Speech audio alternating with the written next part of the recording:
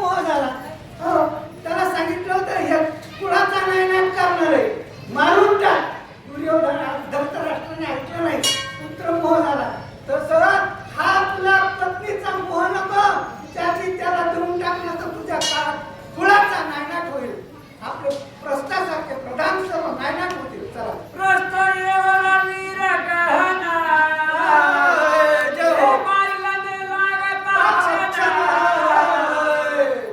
राक्षसासी जाना केले कंदना वनरी.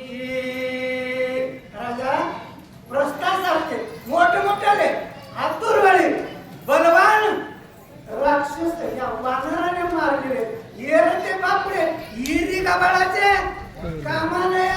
अरे तुमच्या आमच्या इथं छोट्या मोठ्याचं काम नाही आणि बाकीचे राक्षस तर चालतात हे वानर रगडून टाकते, ज्यांना त्यांना करते, मारून टाकते. त्यांना यशासाठी तू हुशार हो, शहाणपणा फार महत्वाचा आहे.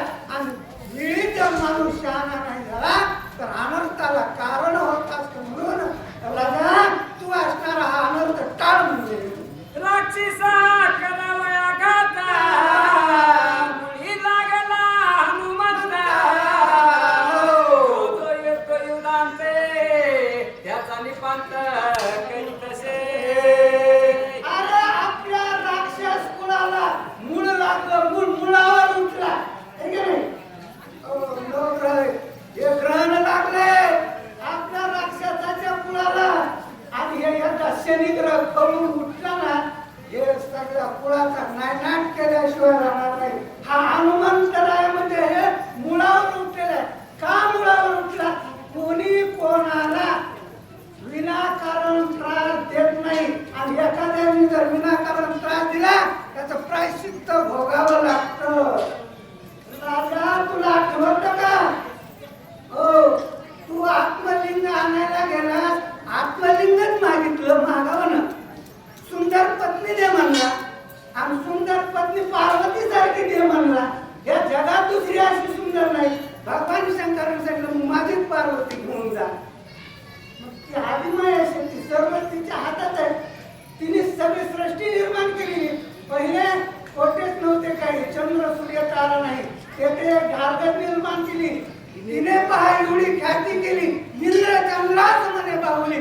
अमरपुरी तिची गरपुरी तेरे तेरे ते कामा. तिने बापाची दादरा केला, वन वाईट म्हणे या बोला अवघे तिच्याची बोलाने चला. तरीच काही वडले पडत तुम्हाला कामा तेरे तेरे ते. अशा प्रकारची ही आदिमाया शक्ती आपल्या गुरुची पत्नी गुरु आई तिला पत्नी म्हणून मागू लागले, स्वीकार केला. त्यावेळेस ती मुळावर उठलेली. हा हनुमंतराया म्हणजे भगवान शंकराचा अवतार. ही शिल्पी ही आदिमाया पापदृष्टीने तू मागितली होतीस ना आणि ती तुझ्या मुळावर कुळाच्या उठलेली आहे. आता तर विचार कर राजा, ती तुझ्या कुळाचा नायनाट केल्याशिवाय राहणार नाही. हा हनुमंतराया आणि शिल्पी तिचं खतरनाक आहे. एकही राक्षसाला आज बात करू देणार नाही. ऐसे जाणून संपूर्ण रामासी करावया आलना देवी निगतापना मुख्यत प्राण द्यावया. राजा एवढं माहित आहे एवढं आज नाही होतं का? रावणासारखं ज्ञानी कोणीच नाही. सगळ्यात रावण हुशार आहे. परंतु तुम्हाला हे ज्ञात असून हे माहित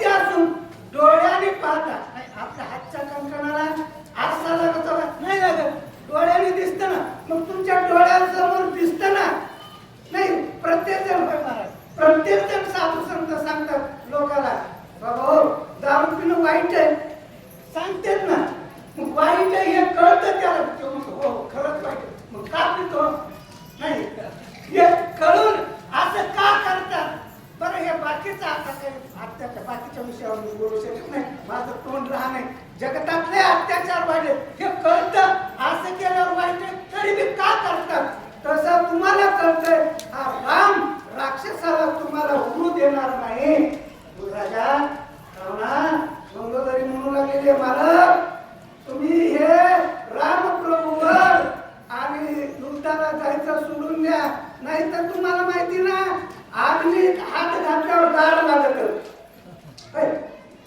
पोळत, आग्नीत हात घातल्यावर चरचरा भाजत पोळत.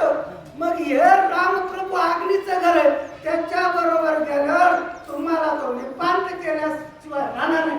अग्नी तुम्ही कशा जाणून बुजून का उडी टाकता असं मंगल उपदेश आपल्या मालकाला राजा रामाला करू लागला. काल श्रीरामे रणंगणी सोडिलासी जीवदानी हो. नाटावे तुझ्या मनी पुढे मला वयरणी धावसी. नाहीतरी तुला एक वेळेस असणारं जीवदान दिलेलं राज प्रभू रामचंद्राने. अरे वा, ते तरी कळायला पाहिजे ना. पुन्हा पुन्हा पुन्हा पुन्हा माणसाने तेच असणारं कर्म करू नये.